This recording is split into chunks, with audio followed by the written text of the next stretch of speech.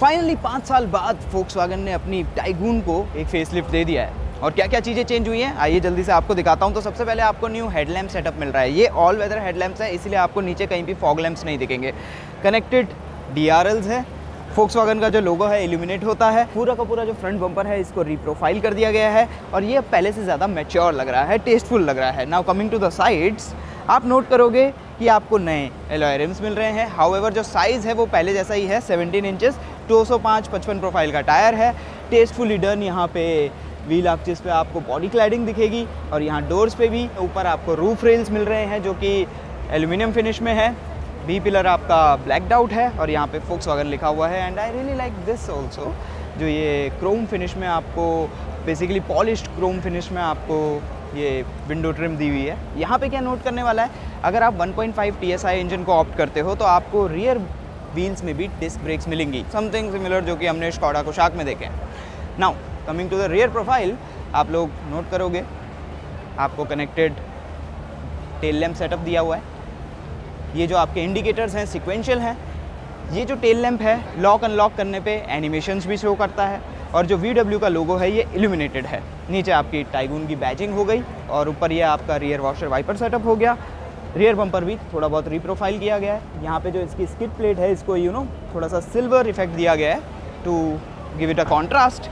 And overall जैसा कि मैंने बताया, गाड़ी पहले से काफ़ी ज़्यादा मैच्योर लग रही है। साइड प्रोफाइल अगर आपने देखी होगी तो उसमें कोई भी चेंजेस नहीं किए गए हैं। सिलुएट बिल्कुल सेम है गाड़ी का, डायमेंशन सेम है। Now coming to the interior, तो ओवरऑल जो डैशबोर्ड का लेआउट है ये आपको पहले जैसा ही लगेगा, थोड़ा बहुत रिफ्रेश किया गया है। मोस्ट इंपॉर्टेंटली यहाँ डैशबोर्ड के ऊपर आपको ये सिल्वर एलिमेंट दे दिया गया है जिस वजह से ये पहले से ज़्यादा रिफ्रेशिंग लग रहा है और ये थोड़ा सा ब्रश्ड एल्यूमिनियम फिनिश भी दी गई है यहाँ पे। और अगर आप नोट करोगे पूरा का पूरा जो कैबिन है वो काफ़ी ब्राइट है, काफ़ी वेलकमिंग है। हालांकि काफ़ी चीज़ें जो चेंज नहीं हुई हैं, जैसे कि सबसे पहले तो आपकी जो टच स्क्रीन है पहले जैसा ही सेटअप है। Wireless Android auto, Apple CarPlay दोनों ही आपको मिलता है।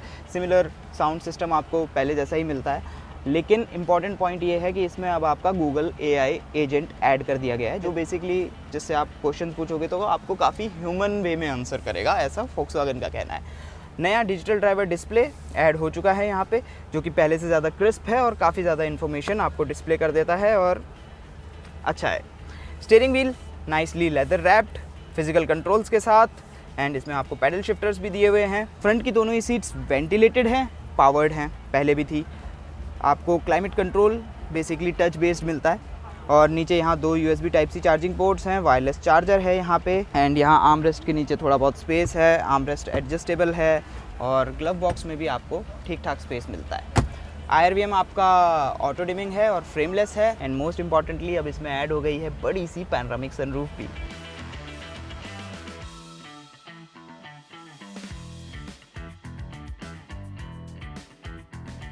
Okay, now moving to the second रो।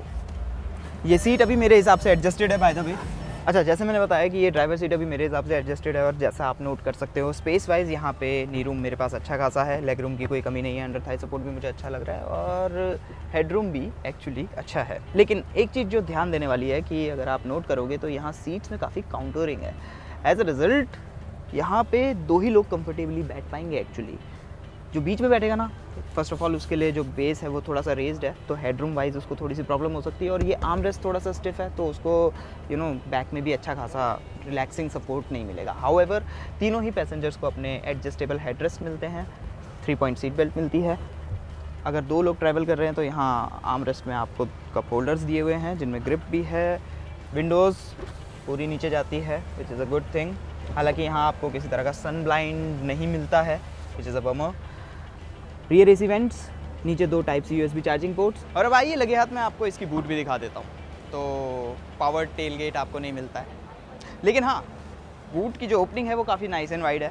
तो सामान लोड अनलोड करने में बस आपको एक चीज़ का ध्यान रखना पड़ेगा कि इसका लोड लिप काफ़ी बड़ा है तो ऊपर उठाते हुए थोड़ा सा ध्यान दीजिएगा। बूट स्पेस, वेल जैसा मैंने बताया कि गाड़ी के डायमेंशंस में किसी तरह के कोई चेंजेस नहीं हुए हैं, प्लेटफॉर्म में चेंजेस नहीं हुए हैं, ना लेंथ बढ़ी है ना विड्थ बढ़ी है एज सच। तो बूट स्पेस में भी कोई चेंजेस नहीं हुए हैं, जो पहले था वैसा ही है। अगर आप पार्शियल सेल्फ तक ले रहे हो तो 385 लीटर्स के आसपास था आई थिंक, पहले उतना ही है बेसिकली। और अब आइए बात करते हैं इसमें मिलने वाले इंजन ऑप्शंस की। तो इंजन ऑप्शंस सेम है, 1 लीटर TSI पेट्रोल या फिर 1.5 लीटर TSI पेट्रोल। अब जो 1 लीटर TSI पेट्रोल है उसके साथ आपको 6 स्पीड मैनुअल ट्रांसमिशन का ऑप्शन मिलेगा या फिर ऑप्शन मिलेगा नए 8 speed torque converter automatic gearbox का।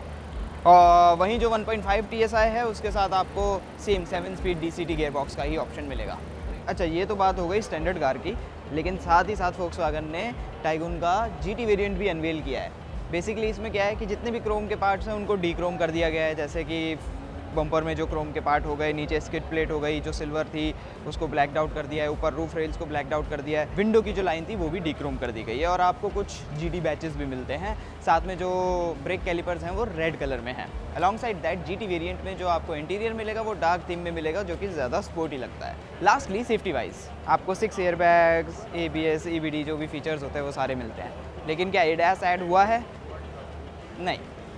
नाउ समराइज़ करते हैं गाड़ी को, तो डिज़ाइन वाइज जैसा कि आप नोट कर सकते हो, ये अब काफ़ी हद तक जो बड़ी SUVs है ना फोक्सवैगन की, उससे मिलती जुलती हो गई है, स्पेशली इसके फ्रंट फेशिया से। हालांकि ओवरऑल डिज़ाइन काफ़ी हद तक अभी भी क्रॉस ओवर लाइक ही है। इंजन में जैसे मैंने बताया कि 1 लीटर TSI के साथ अब 8 speed automatic torque converter unit add हो गई है। फीचर्स वाइज इतना कुछ खास चेंज नहीं हुआ है। बेसिकली आपका मोटा मोटा जो पैनोरामिक सनरूफ है वो ही एक मेन हाईलाइट है। इसमें आपको रियर सीट में मसाजर वगैरह जो कि स्कॉडर ने कुशाक में ऐड किए थे वो सब नहीं मिलेंगे। Other than that we know कि इसके चैसी और डायनेमिक्स में भी चेंजेस नहीं हुए हैं, लेकिन उन सब चीज़ों के ऊपर कमेंट हम थोड़ा सा रिजर्व रखते हैं। जब हम इसको एक बार ड्राइव कर लेंगे उसके बाद क्लियर कमेंट कर पाएंगे। फाइनली बात करते हैं इसके एक्स-शोरूम प्राइसेस की, जो अभी अनवेल नहीं हुए हैं, रिवील नहीं हुए हैं, बस गाड़ी हमें दिखाई गई है, डिस्प्ले की गई है। बट वी आर एक्सपेक्टिंग कि इसके प्राइसेस कहीं ना कहीं समवेयर अराउंड स्कॉडा कुशाक से मिलते जुलते होने चाहिए। 19-20 का फ़र्क होगा। बाकी अब आप लोगों की बारी है, let us know in the comment section की न्यू फोक्सवैगन टाइगून आप लोगों को कैसी लगी, कमेंट सेक्शन में बताओ। बाकी तो आपको ड्रिल पता ही है, यहाँ पे और यहाँ पे क्लिक करके आगे की वीडियोस देखिए। Thanks for watching, see you next time. Subscribe कर लीजिएगा, लाइक कर दीजिएगा।